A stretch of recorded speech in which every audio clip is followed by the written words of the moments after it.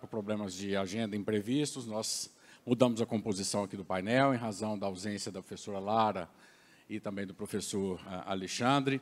Então, acertamos que, para manter essa temática, abordagem, os comentários sobre a temática, falará, como já estava previsto, a doutora Laís, depois o conselheiro Cláudio Terrão e também eu, com relação a essa perspectiva do controle, já que a intenção desse debate foi exatamente discutir esses arranjos administrativos ligados à educação. Educação como um todo, não só a educação infantil, abordando em sentido amplo as parcerias, né? Então, essas possibilidades que se apresentam para os gestores na consecução das promessas aí feitas pela Constituição, dos deveres constitucionais, alguns arranjos possíveis que se colocam à disposição. Pensamos, nesse particular, que há, para o controle, um campo mais do que importante, necessário, de análise, de interlocução, de crescimento, além do respeito ao caminho trilhado pelo gestor, mas também do diálogo e, sim, do controle dessas opções que são escolhidas. Então, inicialmente, vai falar a doutora Laís Figueiredo Lopes, que, além do já anunciado, presidente da Comissão do Direito do Terceiro Setor, foi da assessoria especial da Presidência da República, do ministro da Secretaria de Governo da Presidência da República, e liderou a articulação técnica do chamado MROSC, né, MROSC, no marco regulatório das parcerias com organizações da sociedade civil, então, uma grande entendedora do tema no seu marco regulatório e também na sua advocacia ligada ao terceiro setor, com larga atuação aí também na educação, em especial no que se refere ao terceiro setor e às parcerias. Muito obrigado pela sua presença. Laís, novamente aqui em Goiânia, por favor, tem a palavra.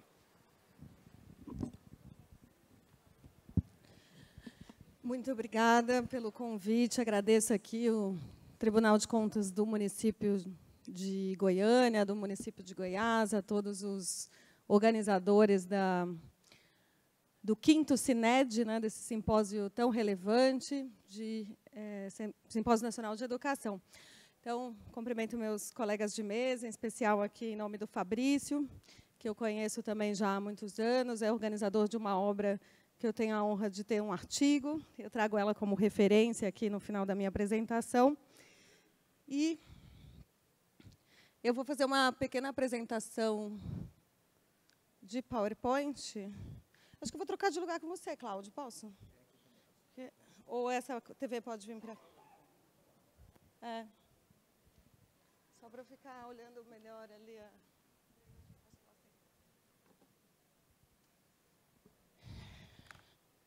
Vamos lá. Vou colocar um alarme regulamentar, pouco antes de acabar, para eu saber que é preciso ir acabando.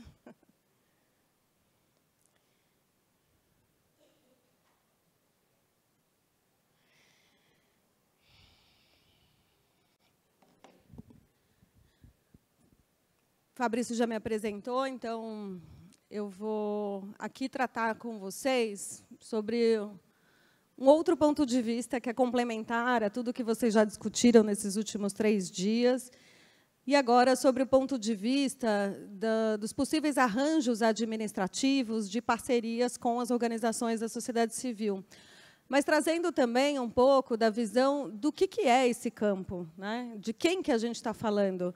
Porque quando a gente pensa em fazer uma parceria com as organizações da sociedade civil, a gente tem que um pouco também entender dessa sopa de letrinhas, desse perfil diferente do que são, por exemplo, organizações de base comunitária, que muitas vezes são gestoras de creches Brasil afora, como também organizações que são mais estruturadas, que têm grandes equipamentos e grandes recursos, né? Então, eu queria trazer aqui, nesse início de debate, um pouco desse panorama geral sobre as organizações da sociedade civil e entrar mais no mérito aí de um processo de visão de Estado sobre essa possibilidade de parcerias, como está aqui provocado, né?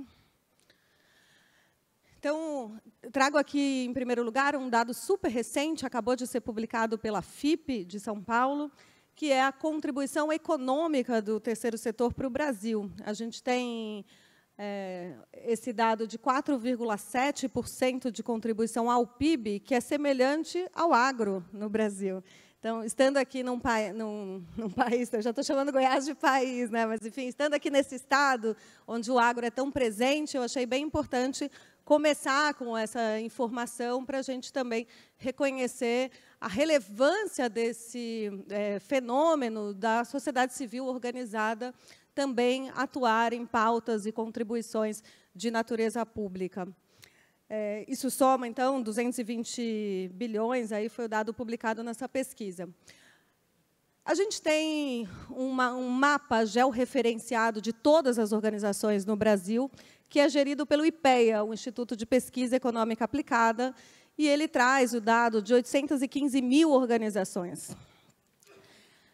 A gente acha que é muito, né? Mas tem mais de 5 milhões e 500 mil micro e pequenas empresas. Então, na verdade, é o número de dimensão continental. O Brasil é um país grande, todos os nossos números são gigantes. Esse é o dado geral. Pelo mapa, vocês podem filtrar o dado do estado de Goiás, do município de Goiânia e até mesmo de outros municípios. E acaba virando uma ferramenta interessante para planejar o território, porque você consegue ver o que já existe em termos de organizações ali naquelas localidades. A grande chave do mapa é o CNPJ, e ele cruza com bases de dados públicas federais. Sonho de consumo que a gente consiga descer no nível dos estados e dos municípios, porque a gente vai conseguir ter um retrato mais fidedigno e melhor ainda sobre as organizações em relação ao repasse de recursos públicos e outras características de certificação e necessidade de otimização dessa procedimentalização de conexão administrativa, né, seja pelos títulos, certificados e etc. Mas o dado mais importante que eu queria destacar aqui é que 83% dessas organizações não têm nenhum vínculo empregatício. E até 2 vínculos empregatícios, a gente tem mais 7%. Então, 90% das organizações do país não têm. São micro e pequenas organizações, ou organizações que trabalham com muito trabalho voluntário, com muita, enfim, lógica de projetos, de financiamento por projeto. Então, acho que isso é bem importante para a gente tentar, muitas vezes, a partir do lugar de fala, de só conhecer grandes estruturas, a gente também acha que todas são iguais e, na verdade, não são. Então, isso é preciso ser levado em conta na hora de implementar qualquer tipo de novo arranjo administrativo para pensar o que eu tenho no meu território e, se eu não tenho, o que eu preciso induzir, capacitar, fortalecer e fazer florescer no sentido de fazer funcionar, porque não necessariamente um modelo no lugar vai funcionar no outro se a gente não tiver essa capacidade local instalada. E, invariavelmente, neste campo, quando a gente traz, enfim, gente que não é do local, quando vem gente de fora, a gente sempre tem questões culturais e administrativas na implementação que poderiam ser evitadas com aproveitamento mais da rede local, né? Existem as grandes pesquisas, então, sobre os números macros dessa área, são a fotografia desse mapa que o IPEA fez em 2018, então, esse livro chama Perfil das Organizações da Sociedade Civil, tudo isso vocês encontram facilmente na internet, e a pesquisa anterior de referência também do IBGE, que chama FASFIL, Fundações e Associações Sem Fins Lucrativos. Elas têm os dados muito semelhantes, uma é mais atual do que a outra. E uma outra pesquisa que acabou de sair agora em março de 2023, é uma pesquisa sobre as tecnologias de informação e comunicação, que foi feita ali pelo CETIC, pelo Centro de Estudos do Comitê Gestor da Internet. E aqui eu trago, enfim, são vários dados, eu trouxe só um deles para chamar a atenção de quando a gente pensa em todas as lógicas de transparência das organizações, a gente tem um dado de que, nessa pesquisa, por exemplo, dos 100% pesquisado, apenas 30% tem website. Então, a gente tem assim, muitas usam redes sociais, porque é mais barato também você criar um perfil na rede do que necessariamente ter um website de qualidade próprio. E aí a gente tem que pensar nesses desafios para entender, afinal de contas, no lugar onde a gente quer implementar, como é que está essa realidade.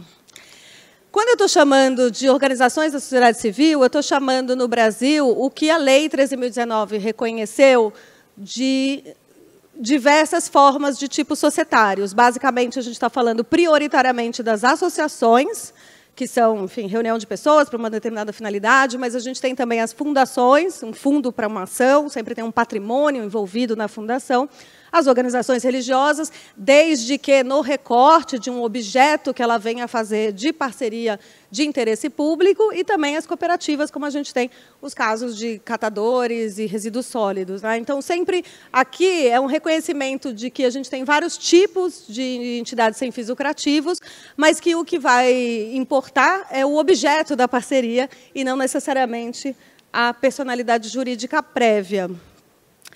E isso foi feito justamente com um aperfeiçoamento da legislação para tentar traduzir que o Estado não precisa necessariamente seguir nessa função de ficar certificando cada uma das organizações. A gente tem liberdade de associação constitucional e é muito mais racional que a burocracia possa ser, neste caso específico, utilizada para olhar o objeto em si, para olhar a legitimidade da parceria e não necessariamente as questões prévias de habilitação jurídica, por exemplo, que podem ser vistas no momento da contratualização. Então, nesse sentido, a organização da sociedade civil não é um título, não é uma qualificação, não existe um lugar que reconheça, mas sim, todos esses potenciais candidatos do Estado, de parceiros ao Estado, parceiros do Estado ou que já estejam em processo de parceria, são, de fato, organizações da sociedade civil assim consideradas.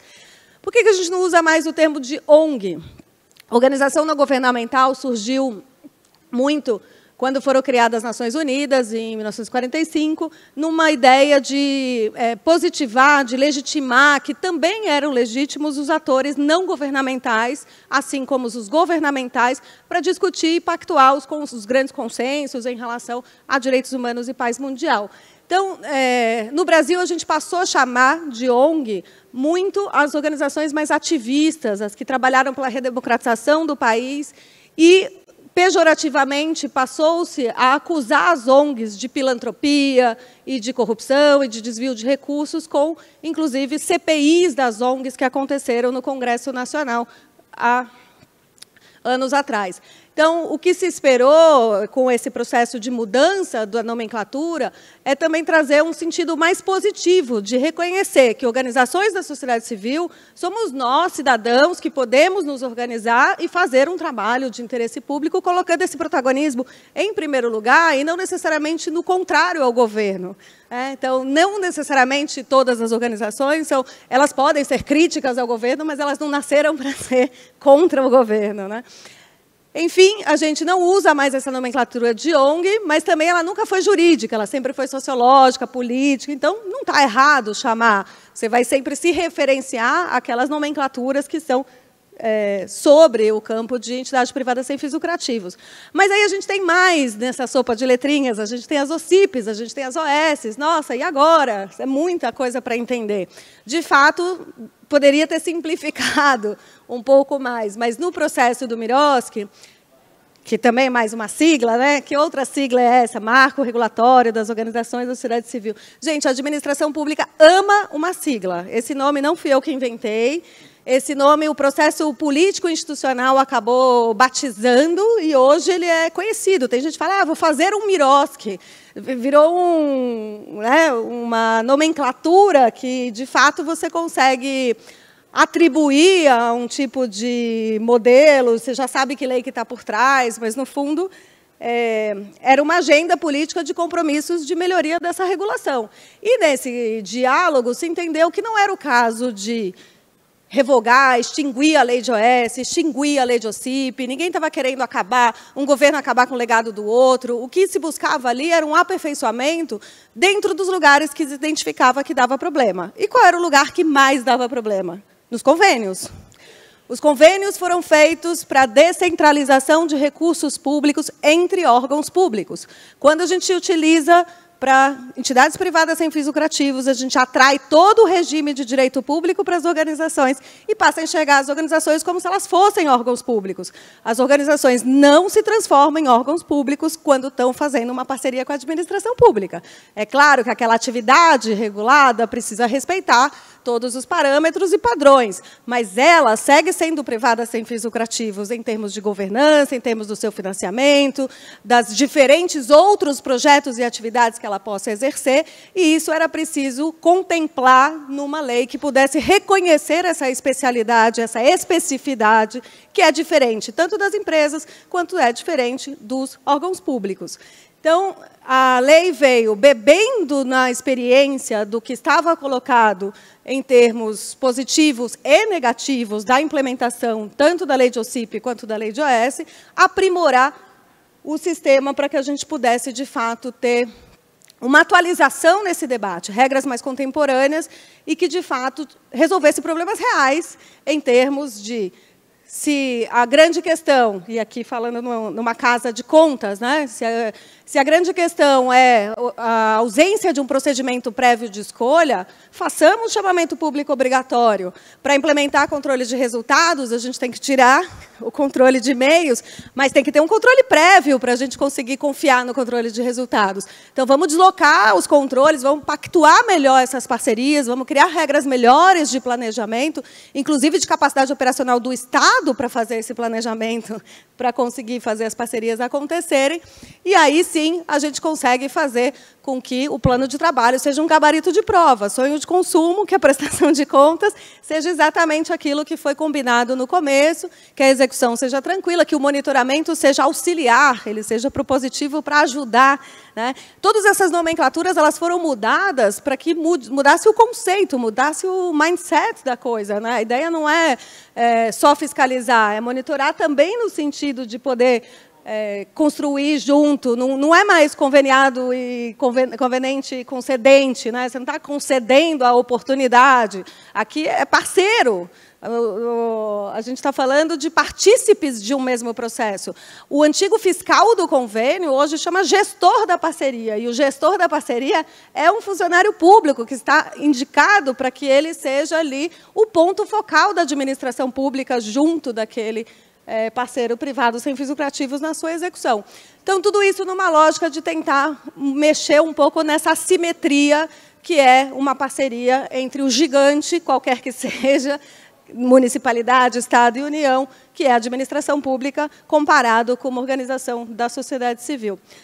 E os estados e municípios foram criando as suas leis locais de OCIP e de OS dentro dessa década, né, entre 98, quando foi editada a lei de OS, e 99 a lei de OCIP adiante. E o Miroski trouxe essa característica de ter uma abrangência nacional. Então, ele afasta expressamente a 8666, ele só permite que os convênios sejam feitos com a saúde, e hoje, então, a gente tem esses 3 modelos possíveis, né, de Miroski, de OCIP e de OS. Mas, gente, eles são muito mais parecidos do que a gente imagina. Então, as bandeiras de fazer um ou outro têm muito mais a ver com o histórico daquele ente federado do que necessariamente com uma super escolha de que isso vai realmente mudar e revolucionar. E, claro, o Miroski, por ser mais atual e por descer num nível de detalhes maior, ele vai ter vantagens e desvantagens. Ele realmente é mais seguro em termos de autorização, de princípio da legalidade, porque ele desce no nível de detalhes onde deixa todo mundo mais confortável para a tomada de decisão, mas justamente pelo nível de detalhes é que ele pode ser considerado, ele pode ser encarado como uma novidade que não vou fazer a migração ou coisa parecida, né? Mas, enfim, ele é tão legítimo quanto, e ele tem uma envergadura de uma lei 8666, ele tem um impacto de uma abrangência nacional, e ele está em vigor para toda a federação, com a expectativa de que essa reunião de regras de forma nacional pudesse, de fato, gerar uma melhor implementação, porque a gente tem um padrão mais uniforme na sua implementação do que é a diferenciação entre as leis de OCIP e de OS locais. A gente tem muito mais leis de OS do que leis de OCIP local. E com as diferenças entre conselho de administração, se pode ser em várias localidades e etc. São outros arranjos aí que a gente pode conversar. Eu trouxe aqui um paper que já não é tão atual, mas eu gosto muito para esse tipo de conversa, que é de um pesquisador do IPEA, que chama Félix Lopes, que ele fez entrevistas qualitativas com 60 gestores públicos federais sobre por que, né, o texto chama a participação das OSCs nas políticas públicas, o ponto de vista dos gestores federais, mas a ideia é por que fazer parceria? Que eu acho que é uma boa reflexão. Durante muitos anos, a razão, a motivação principal de fazer parcerias era a flexibilização, era uma execução orçamentária mais fácil. Agora, muito do debate, né, a questão do limite de despesa de pessoal, não consigo mais, vou ter que fazer isso. Quando você olha desse jeito, sempre tem uma má vontade, porque não é o que você gostaria de fazer. O que você gostaria de fazer mesmo era execução direta, mas você está achando que vai ser melhor fazer por outra forma, porque você não está, né, visualizando a capacidade de fazer diretamente. Então, eu estou trazendo esse texto porque ele traz argumentos onde eu acho que a visão sobre as parcerias começa a mudar ali nesse período da discussão do Miroski, onde ele traz, como, por exemplo, nesse quadro aqui de motivos para conveniar, à época ainda era convênio, esse texto acho que é de 2012 ou 2013, aparecendo a expertise das organizações em primeiro lugar, a ideia de fortalecimento de rede, capilaridade, ampliação de legitimidade da política pública. Aí vem a falta de quadros burocráticos, mas também disputando ali a proximidade dos beneficiários, porque quando a gente pensa de tentar construir creches nas comunidades, as melhores pessoas para saber os melhores lugares são as pessoas da própria comunidade. Por isso, essas questões de natureza comunitária são tão relevantes para um processo como esse, né? Enfim, aqui um outro quadro nesse mesmo texto falava sobre as vantagens, um outro jeito de perguntar, né? Vantagens de conveniar com ONGs para executar políticas. E o que ele traz, de novo, aparece a expertise em primeiro lugar, agilidade, capilaridade, proximidade dos beneficiários, custo menor, capacidade de mobilizar, criatividade, inovação. E, por fim, o último quadro desse texto, quando coloca as principais diferenças entre as ONGs e a burocracia na implementação das políticas. E aí vem, de novo, a agilidade, proximidade dos beneficiários, expertise, comprometimento e engajamento. Agora faltam 10 minutos. E eu ainda estou na metade, então já é para eu ir encaminhando. Então, assim, isso para dizer que eu acho que tem uma nova visão sendo trabalhada e sendo colocada, e estou convidando vocês a essa reflexão, porque, a depender de como a gente olha, vai dar mais ou menos problema. Se a gente olha para o processo de fazer uma parceria obrigado pelos limites do Estado, seguramente você vai ter muito mais dificuldade de implementação do que se você olhar para o processo realmente buscando entender aquele território e pensando nas vantagens que aquele processo pode gerar para aquele tipo de objeto, para aquele tipo de política. Eu sempre falo que o Miroski ele é transversal, ele serve para toda e qualquer política, e quem vai dizer se a delegação de atividades, naquele caso concreto, deve ser feita ou não, é a política setorial. Então, é o debate da educação que vai conversar sobre a legitimidade ou não daquela rede. Não é necessariamente o modelo jurídico, porque senão parece que a culpa é do modelo jurídico de parcerias. E o modelo jurídico de parcerias ele só está aí para viabilizar a operação. A questão é que eu vou fazer isso na cultura, eu vou fazer... A cada tipo de política, o debate entre o público e o privado é diferente, né? A gente está aqui num congresso de educação e a gente sabe, inclusive, que a gente tem mais maturidade para parcerias em determinados tipos, né, em determinados níveis educacionais, do que em outros. Então, acho que também queria trazer essa reflexão, porque isso tudo vai impactar na implementação, inclusive no olhar do controle. Hoje, então, eu estive na Secretaria-Geral da Presidência de 2011 a 2016, liderando esse processo. Depois eu fui, enfim, para Portugal, fui estudar, e todo mundo sabe o que aconteceu no país nesse meio tempo. E não teve mais, quando a lei entrou em vigor, não teve mais um processo de implementação. Independentemente do governo, a lei entra em vigor na União, nos estados e municípios. Mas deixa de ter uma inteligência de produção de conteúdo para que isso seja implementado de uma forma positiva. E isso faz diferença, porque, senão, você só troca de nome. Eu mudo lá, convênio para termo de colaboração e tento implementar da mesma forma. Eu só somo o controle, porque a lei propõe uma racionalização administrativa. Então, parte eu sigo como advogada na academia e fazendo essas contribuições aqui fora, mas parte de pessoas que conheceram muito desse processo retomam, então, agora um diálogo sobre as parcerias, e aí entendendo no macro como um todo. Prioritariamente, aqui a gente está falando sobre a Lei 13.019, que é a mais recente, mas a gente está falando também sobre todas as formas de parceria numa nova diretoria que foi criada na Secretaria-Geral, que chama Diretoria Nacional de Parcerias com Sociedade Civil. Então, é uma novidade, acho que relevante para quem quiser, pode procurar lá, o novo diretor chama Igor Ferrer. E nessa nova estrutura da Secretaria-Geral foi criado o CONFOCO, o Conselho Nacional de Fomento e Colaboração.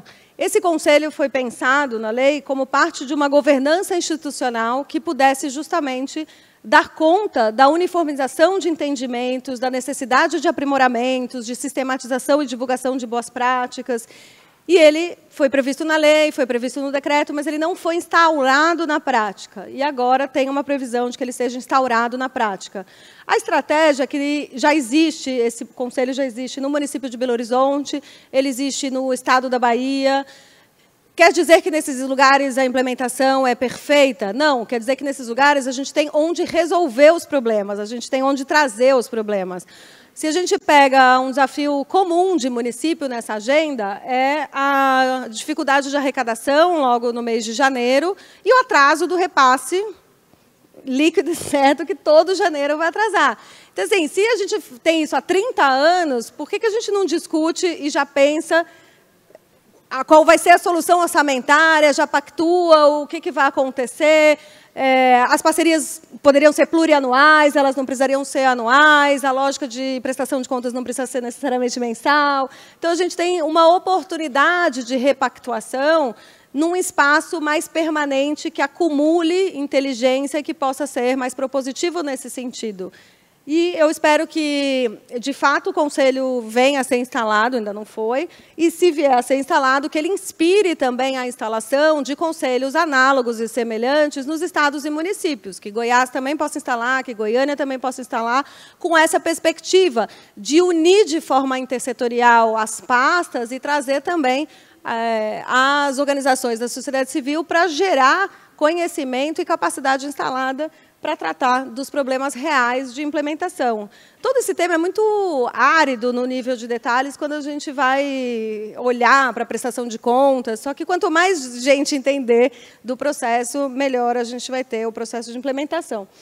E, para fechar aqui, então, eu queria trazer alguns desafios, né, para resumir um pouco os desafios do ponto de vista da gestão e do controle, quando a gente pensa nos 3 modelos, acho que serve tanto para a Miroski, quanto para o OS, quanto para o CIP. Primeiro, é entender essa natureza jurídica privada das entidades sem fins lucrativos. Elas não são órgãos públicos. Não se aplica a 8666 e nem a nova lei de licitações. Isso era uma disputa de interpretação nas legislações anteriores, mas isso não é mais uma disputa de interpretação, porque a Lei 13.019 diz expressamente que não se aplica a 8666. E por que isso, gente? A 8666 ela tem uma lógica de ser voltada para a contratação de bens e serviços comuns, né? E aí ela vai tendo todas as camadas de complexidade, mas dentro das próprias contratações você vai criando os regimes diferenciados. E aqui a gente tem os regimes diferenciados quando a gente está falando de um ator sem fins lucrativos. Essa é a lógica do que está colocado. O grande desafio é a gente sair da lógica de controle e-mails para fazer o controle de resultados com os controles prévios. Isso demanda da administração pública, em primeiro lugar, compreender o custo, compreender o objeto, para conseguir fazer bons indicadores, para ter metas e resultados, bons planos de trabalho, enfim, todo esse instrumental que tem que vir de um processo de parceria como esse. Então, os problemas que são do Miroski, ou de qualquer tipo de implementação de parceria, muitas vezes eles descortinam problemas que são da gestão pública e que, se eles não forem resolvidos em termos de planejamento e aperfeiçoamento, eles vão aparecer, eles vão emergir nesse tipo de caso. Então, a gente está falando aqui de um novo olhar do direito administrativo voltado à execução de políticas públicas, reconhecendo essa legitimidade das parcerias. A Lei 13.019, ela fala do princípio da legalidade, da impessoalidade, da moralidade, da publicidade, da economicidade, da eficiência, que é o famoso LIMP da administração pública, mas ela traz mais um L. Ela traz o L da legitimidade, reconhecendo que, enfim, é legítimo que as organizações acessem recursos públicos, implementem políticas públicas. Isso está previsto em diversos dispositivos constitucionais. De novo, a questão é muito mais setorial do que transversal. O Estado precisa investir, então, no apoio, fortalecendo os seus gestores. E duas últimas informações para fechar é que a gente tem uma discussão muito grande sobre, afinal de contas, se a equipe de trabalho das organizações entra ou não entra no limite da Lei de Responsabilidade Fiscal, né? Na verdade, essa discussão ela é recente, ela foi proposta pela Secretaria do Tesouro Nacional, que fez portaria dizendo que deveria entrar, né? E houve um PDL, né, um projeto de decreto legislativo, que sustou essa portaria, e há, enfim, essa discussão no ar e no debate. A verdade é que, de novo, os empregados, colaboradores, funcionários, prestadores de serviço das organizações não são servidores públicos estatutários, não fazem parte da administração pública, eles estão em outro lugar. Se um dia a gente tiver esse retrocesso, que é um jeito às avessas de acabar com as parcerias, vai ser uma interpretação muito ruim para o campo inteiro, porque vai desmontar todos os arranjos institucionais administrativos colocados nas parcerias com as entidades privadas sem fins lucrativos.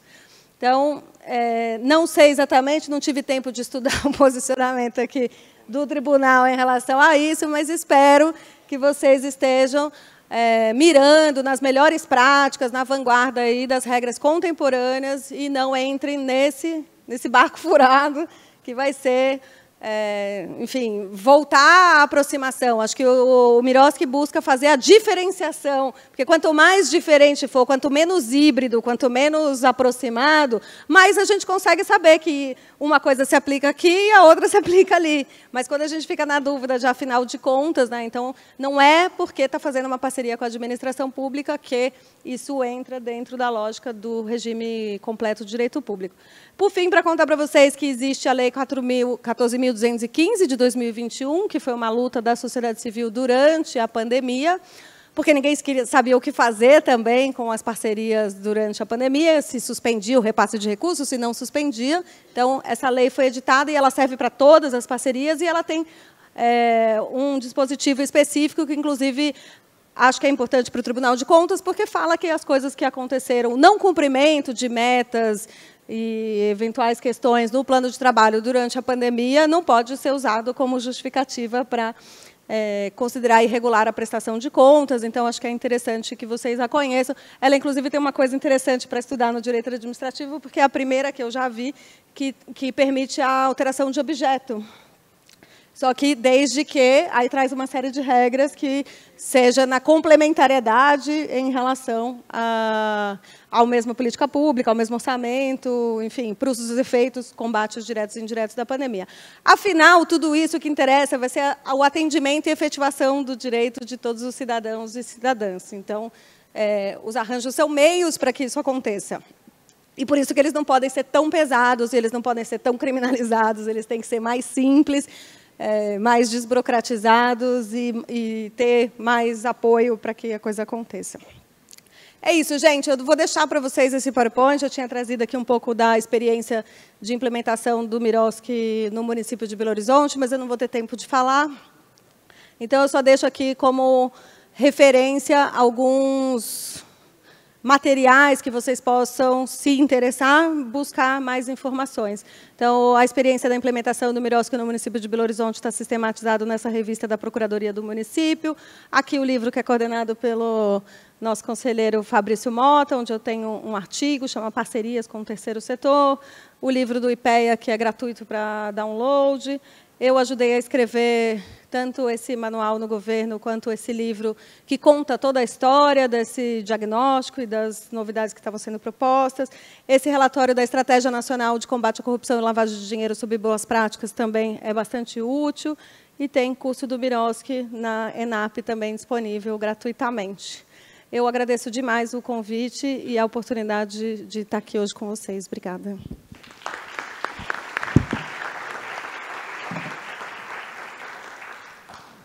Obrigado, prezada Laís, que já autorizou expressamente a disponibilização aí desse material para consulta depois dos demais, dos participantes.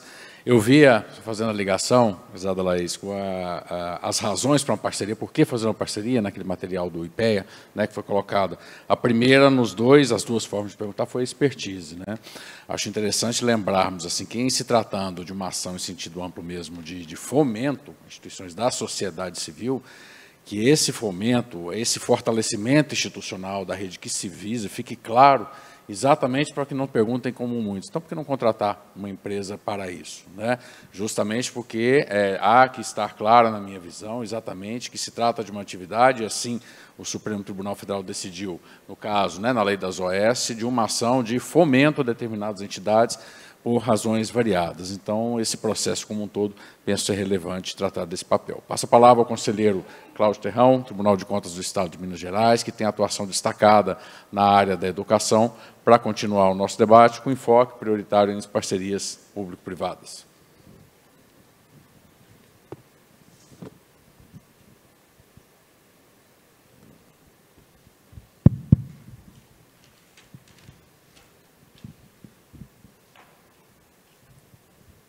Boa tarde a todos.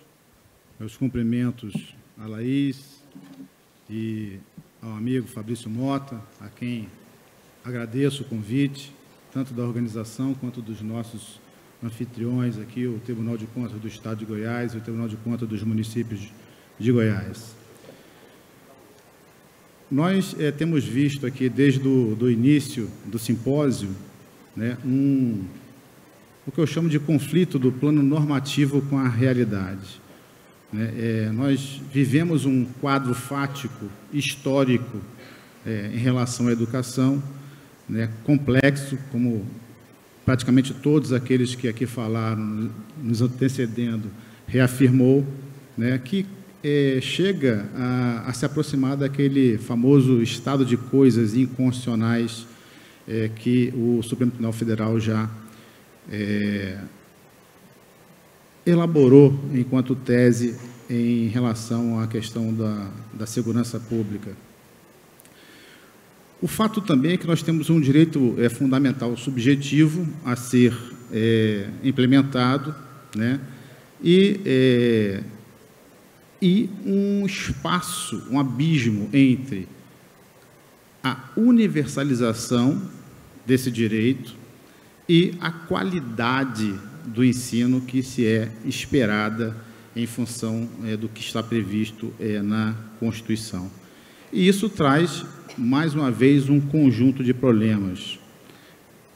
O ponto que eu vou abordar aqui é exatamente sobre essa questão da universalização. Esse me parece que é um ponto que mais nos angustia, porque nós estamos falando de um processo histórico, arraigado, portanto, infelizmente, que faz parte de uma cultura política administrativa que ainda não foi vencida e que só pode ser vencida através de duas condições, ou através de uma revolução na educação ou através de um processo evolutivo. Eu confesso que eu já perdi as minhas esperanças no processo revolucionário. Então, o único caminho possível é o caminho evolutivo.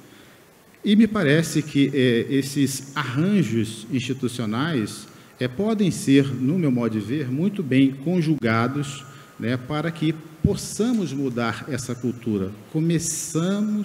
Comecemos a alterar a rota.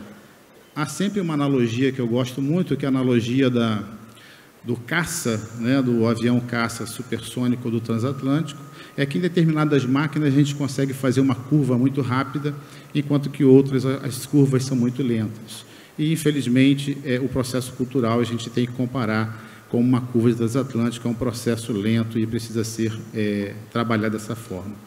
Pois bem, como então transformar essa cultura do conformismo político-administrativo diante desse problema histórico? As justificativas nós também já sabemos são as mesmas, né? A impossibilidade de agir diante desse quadro complexo. Aí nós viemos aqui também escutando questões relacionadas a investimento, né, tempo de resposta, formalismo contratual, enfim, são inúmeras as justificativas ou desculpas, por assim dizer. E também sabemos qual é o caminho adequado a ser adotado para que isso se modifique. O caminho é, obviamente, o caminho do planejamento. Só que sabemos também que o planejamento ele precisa ser feito tanto no curto prazo, no médio prazo, para que se espere uma modificação cultural no longo prazo. E esses modelos possíveis, e aqui eu vou chamar de modelos de parceria no sentido mais amplo possível, desde a prestação indireta contratual até a prestação indireta em parcerias com as organizações civis dessa natureza. Me parece que eles podem ser, sim, utilizados, em especial, para esse momento de transição. E eu falo em especial para esse momento de transições, por quê? Porque nós podemos, e esse é o ponto principal, utilizar de diversos mecanismos desses para encurtar o tempo de resposta.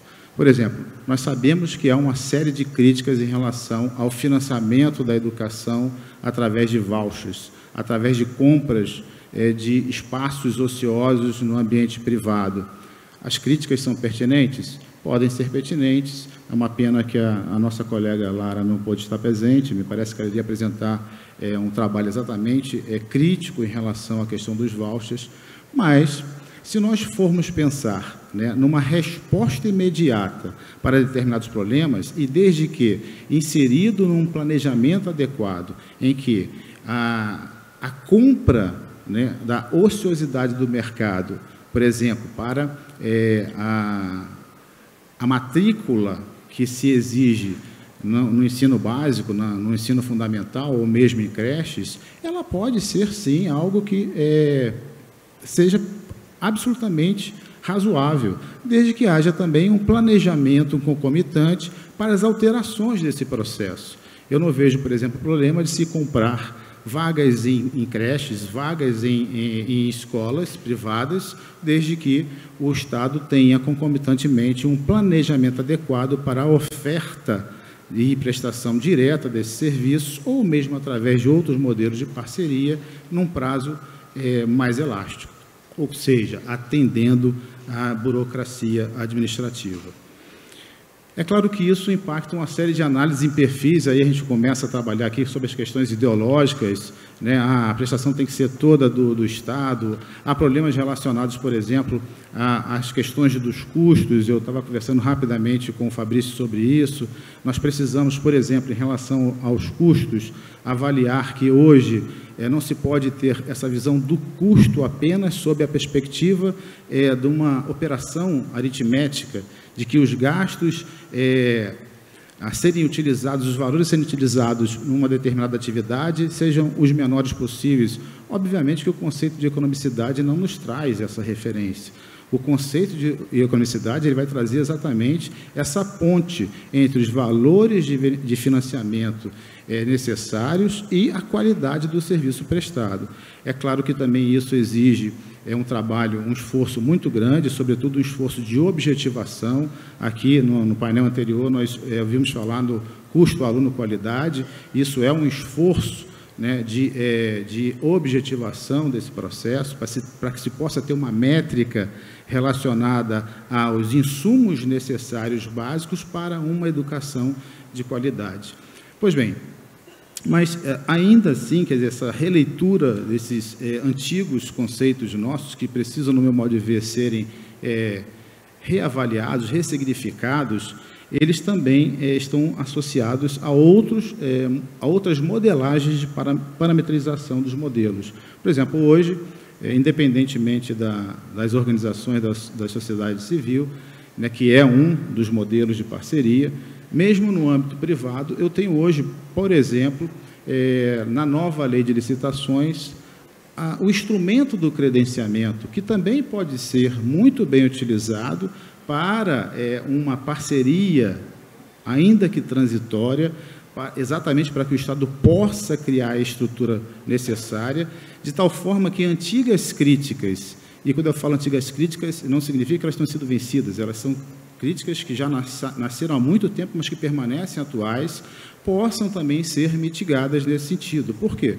Porque hoje o credenciamento, da mesma forma que o chamamento para as organizações da sociedade civil, elas podem parametrizar muito bem o modelo de serviço, inclusive em termos de qualidade, né? Elas podem trabalhar a questão dos custos, enfim, as questões relacionadas à territorialidade. Me parece que é um instrumento bastante interessante também a ser utilizado para essa fase de transição, para tentar se resolver um problema entre, volto a dizer, o abismo, né, da inexistência das vagas, da impossibilidade de se ter um atendimento neste momento, seja em relação às creches, seja em relação à primeira infância, seja em relação ao ensino infantil ou o ensino base, ou o ensino de base, né? Mas o fato é, entre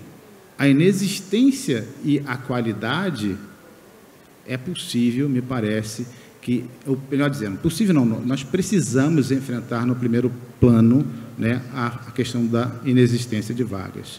Não faz o menor sentido nós não termos condições hoje ainda, né, com esses déficits que foram nos apresentados, de termos meninos fora da escola. Então, assim, essa me parece também que seja uma razoável possibilidade. O credenciamento me parece que é um instrumento que pode ser utilizado para isso. Mas o grande problema, me parece, também, que está relacionado ao controle e alguns paradigmas que nós, do controle, desenvolvemos e que faz parte da nossa cultura mesmo. Um deles sobretudo, a questão da desconfiança. Eu acho que nós precisamos quebrar o modelo da desconfiança em relação às parcerias, né? E volto a dizer, aqui eu estou falando no seu sentido macro, utilizando-se de qualquer meio que possa haver a prestação indireta do serviço, que é o serviço público, para fins de uma prestação de educação de qualidade. É um outro problema de congruência também, e também relacionada ao plano da idealidade. Nós temos que ter uma educação, está previsto na Constituição, está previsto lá no artigo 206, inciso, salvo engano, 4º ou 6º, eu não lembro, né? Mas também está previsto no inciso 1º a questão da universalização. Eu fui aluno de escola pública há muito tempo atrás, numa época em que, e vários daqui me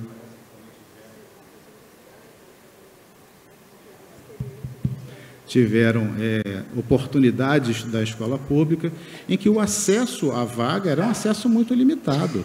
Nem todos tinham acesso às vagas. Eu tive a oportunidade de fazer o que se chamava de vestibulinho, que era para pular, por exemplo, de um determinado ensino para a educação do ensino médio, tinha que se fazer prova. Se você não conseguisse passar e se classificar, você ficava simplesmente sem o ensino médio. Então, a questão da universalização, ela foi fundamental, a educação tem que ser para todos, mas ela agregou um problema a esse complexo problema histórico que é o da educação nacional. E é isso que nós precisamos resolver nesse sentido, deixando de lado, como falei, alguns desses preconceitos.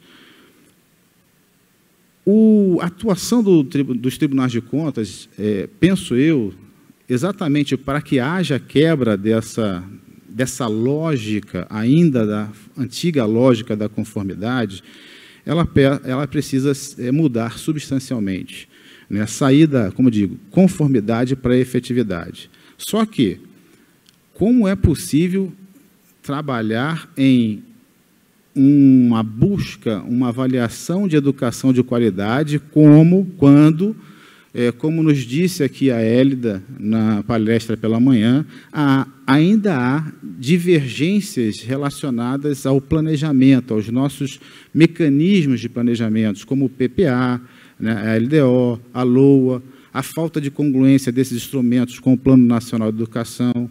Olha, nós estamos num processo ainda muito básico. É claro que os tribunais de contas eles precisam, como foi dito, olhar essa necessária função de acoplamento desses instrumentos de planejamento, mas também não pode perder o seu papel de olhar a qualidade. Como, então, fazer esses controles em relação a essas parcerias?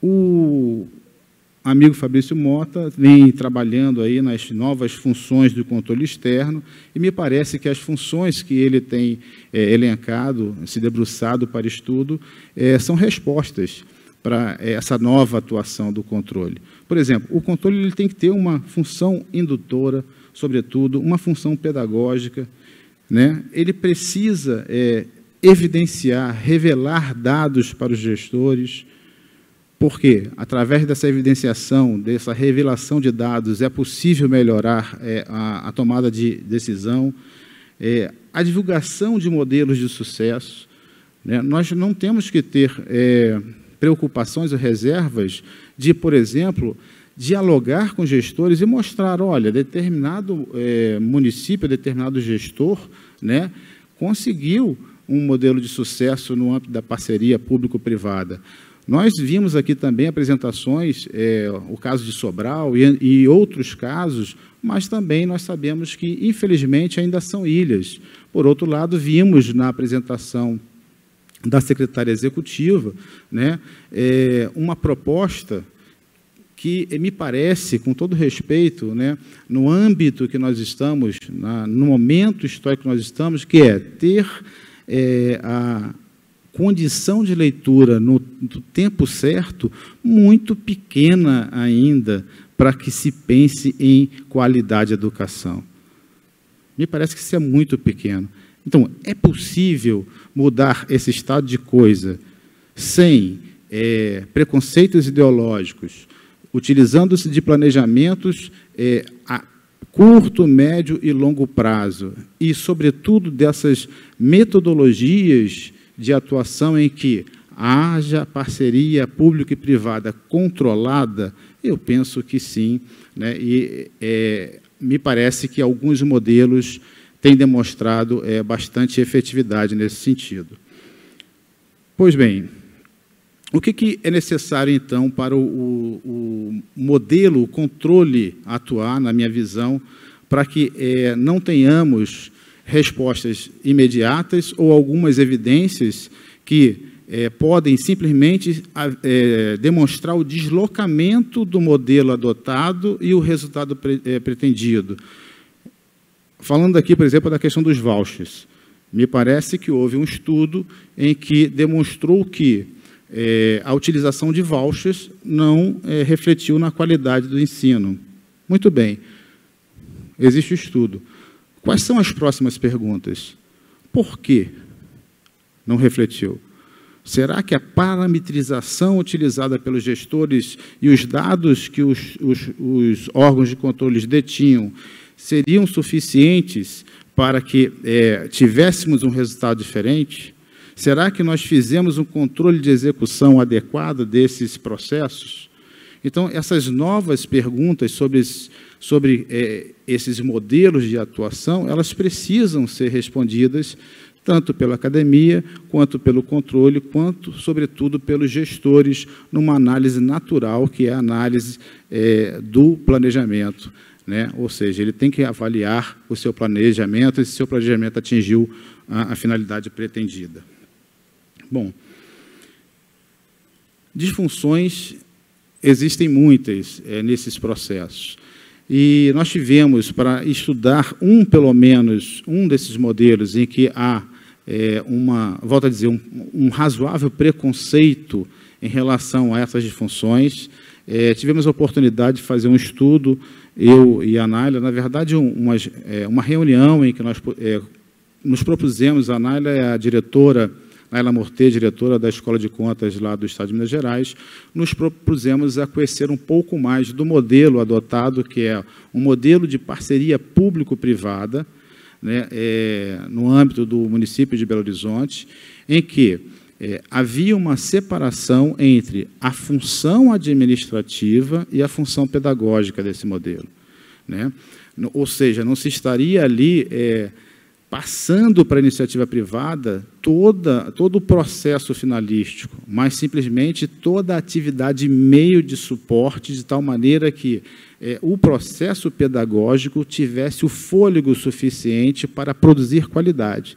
E a qualidade qual é? Que o aluno aprenda, que haja, de fato, um ensino de qualidade para os alunos.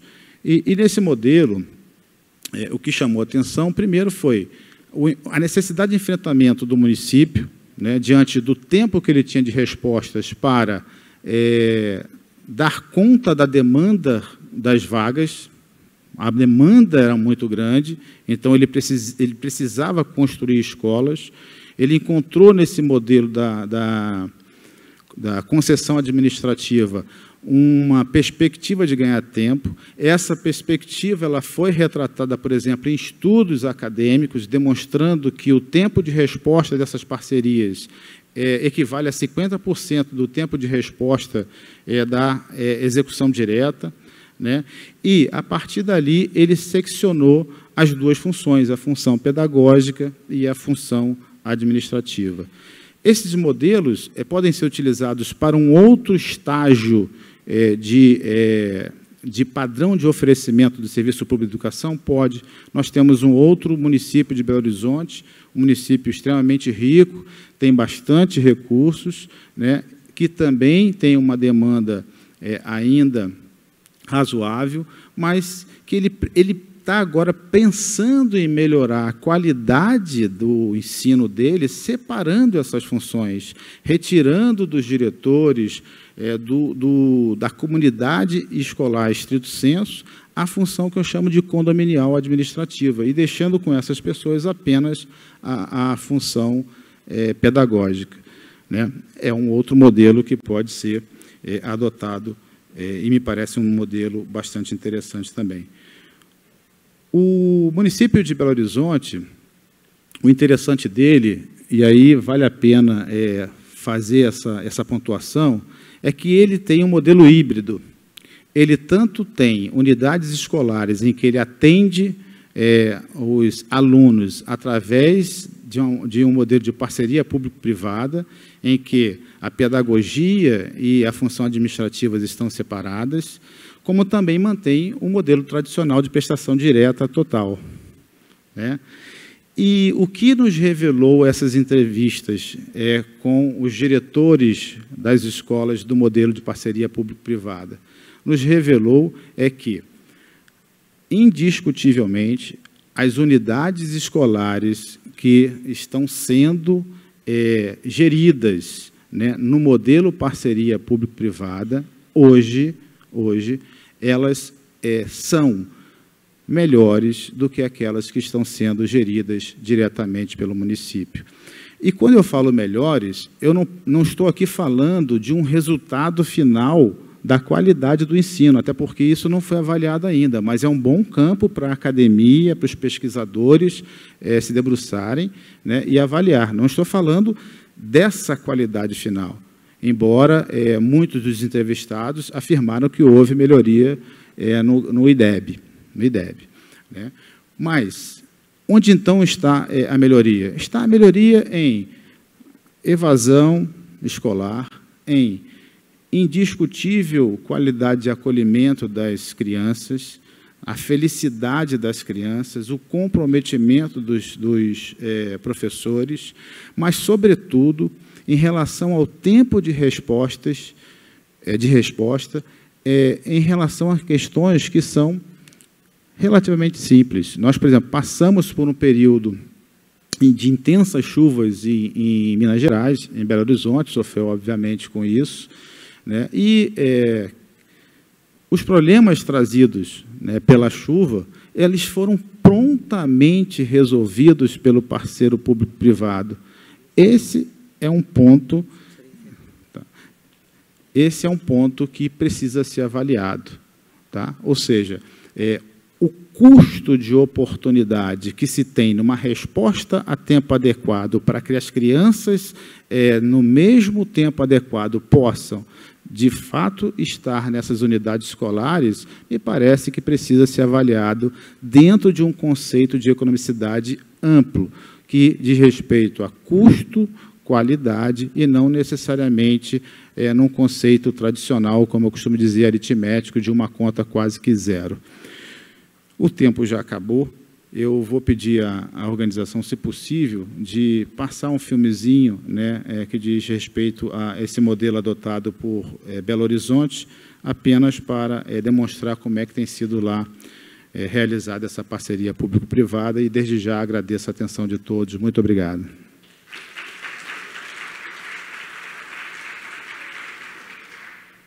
Belo Horizonte adota, desde 2015, o modelo pioneiro da gestão do ensino municipal, a parceria público-privada.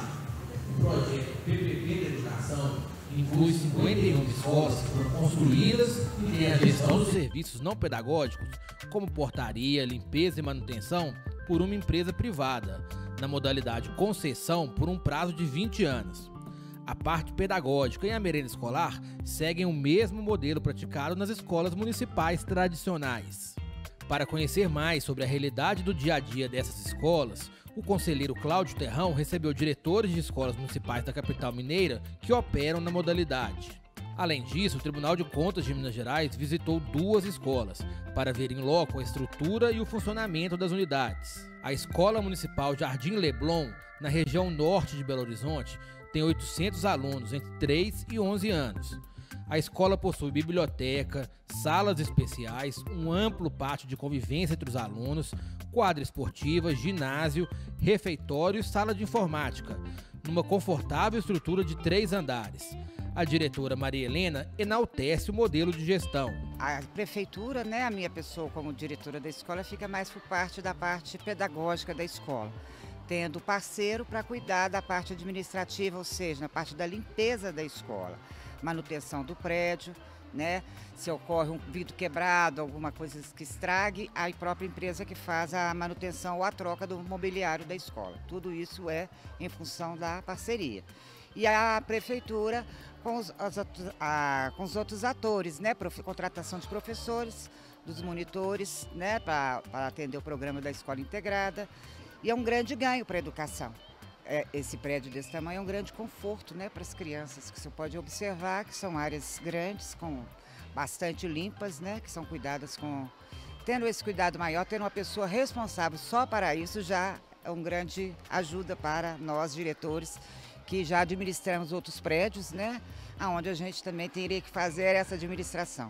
E com essa parceria, a gente tem esse apoio, essa parceria mesmo com a PPP.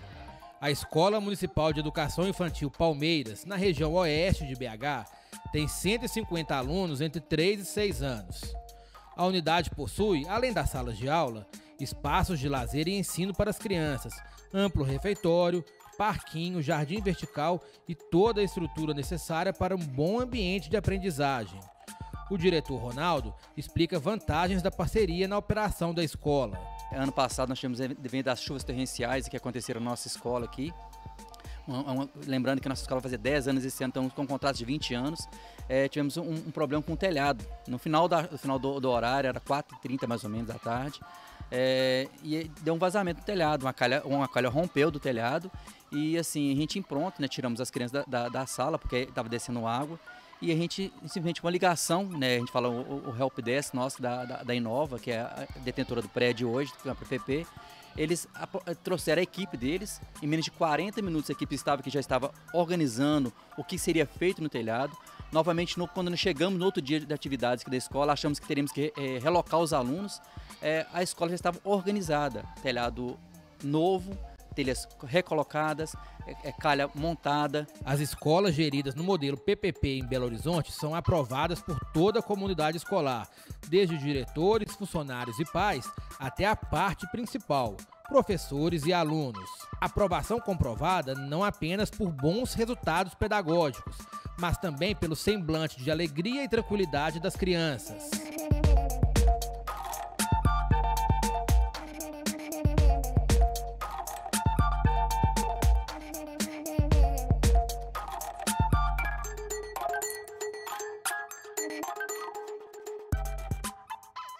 Parabéns à equipe, aí, inclusive a Naila, Tribunal de Contas de Minas Gerais. Um último contraponto rápido para nós encerrarmos o painel, já que o foco é o controle, né? Na fala, sobretudo, da doutora Laís e do conselheiro Cláudio Terrão, penso que nós devemos lembrar que o controle é um controle de legalidade, legitimidade, controle operacional, controle de resultados. E penso que nós devemos resgatar esse controle em todo o ciclo das políticas públicas. Então, sejam parcerias com entidades, organizações da sociedade civil, parcerias público-privadas, são instrumentos de políticas públicas de educação. Então, nós temos que partir, penso eu, na fiscalização do PPA, que trata de metas, objetivos e resultados para a LDO, para o orçamento, e lembrar, na fiscalização e para o gestor, que essas decisões não são decisões totalmente livres, são decisões que vêm de um processo de planejamento que tem metas a atingir. Então, por essa razão é que penso o nosso controle nessa fase inicial, algo que deveria ser visto como o meio ou talvez o final, muitas vezes é enxergado como só o começo. Eu dizia aqui com a Laís, como, olha, eu quero contratar essa organização social, vamos ver depois qual que é o objeto.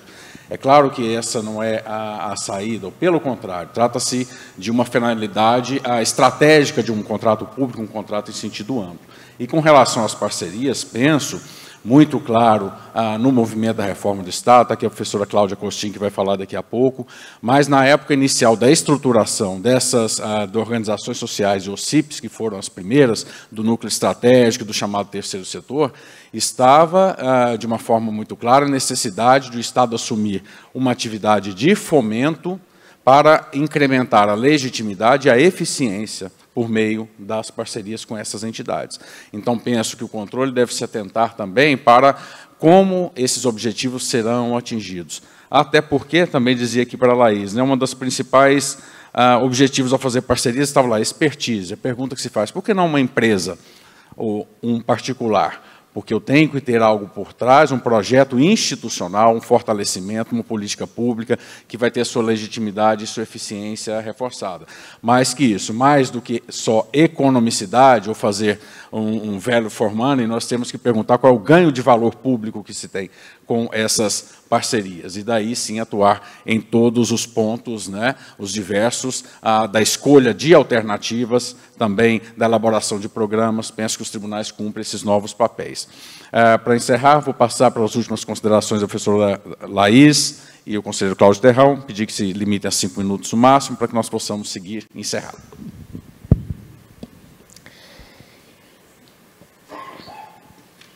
Só agradecer de estar aqui. Quero escutar a Cláudia, então vou falar mais rápido aqui.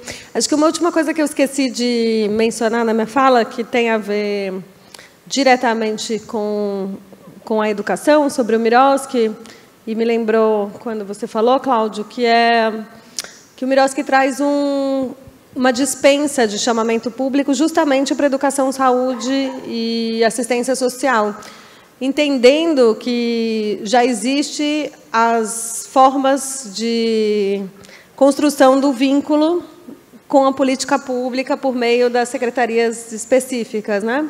Então, a gente já tem todas as formas de credenciamento na educação. A questão maior, gente, enfim, eu não vou cansar de falar sobre isso sempre, é a gente não ficar inventando mais e mais controle, é se questionar um pouco se aquilo que a gente está colocando como controle é de fato controle ou é uma burocracia desnecessária. Então, nesse credenciamento no município de São Paulo, eles inventaram recentemente de colocar o título de utilidade pública municipal como uma regra. O título de utilidade pública federal já foi revogado, é uma lei antiga que não cumpre mais o seu papel social, não é condicionante para nenhum tipo de parceria, mas eles trouxeram essa regra. E essa regra vai impactar no quê? É mais uma burocracia você obter, mas não é só isso.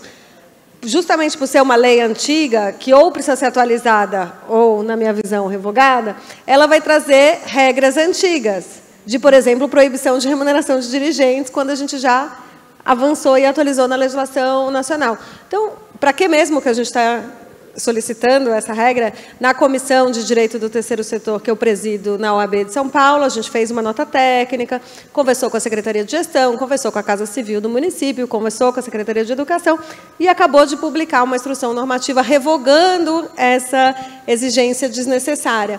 Com certeza, quem criou, quem pensou, foi lá buscar mais alicerces para achar que aquele edifício ia ficar mais seguro desse jeito, mas não fica mais seguro, ele só fica mais burocrático, sem gerar a eficácia do controle que se espera. Então, só queria fechar com essa historinha para tentar, enfim, estimular que vocês realmente pensem de uma maneira positiva em relação a isso e reflitam se os controles que estão sendo implementados estão, de fato, controlando ou se eles não poderiam ser racionalizados e otimizados para que a gente tenha uma melhor gestão pública e também melhores parcerias. Super obrigada, adorei estar aqui, espero voltar outras vezes. Questão já tratada, inclusive, no bom e velho Decreto-Lei 200 a respeito do controle, né? Como diriam alguns, mais velho do que bom, mas eu acho que ele é bom ainda, também, muito atual. Conselheiro Cláudio Terrão. A Laís roubou minha fala. Mas se é para fazer um fechamento disso, eu trago, na verdade, a reflexão muito mais aos colegas dos órgãos de controle, para que nós possamos também ter, nas nossas decisões políticas de controle, ou seja, nas escolhas dos objetos a serem fiscalizados, auditados, né, uma adequada priorização das políticas públicas, né. É claro que o nosso universo de atuação é um universo imenso, né, mas há aquele velho ditado no que diz que se tudo é prioridade, nada é prioridade. Então, diante desse universo imenso que nós temos a atuar, a controlar, me parece que, havendo no sistema, como houve agora, essa sinergia em relação à operação e educação, né, em que todo o sistema se mobilizou numa priorização muito clara da política pública de educação, que isso se desdobre, né, no convencimento de que, atuando em colaboração com os gestores, exatamente exercendo essas novas funções, sem perder de vista, como disse aqui o Fabrício, a função de conformidade, de avaliar a legalidade, mas, sobretudo, oferecendo aos gestores, né, a lógica da cooperação e priorizando a educação, eu acho que nós podemos colaborar muito nesse processo, né? Não vai ser, como eu disse, um processo revolucionário, mas contribuirá muito para o enfrentamento dessa cultura terrível de uma lógica histórica na qual a educação ainda está inserida como, penso eu, um estado de coisa inconstitucional. Então, eu trago essa reflexão, em especial, aos nossos colegas de controle.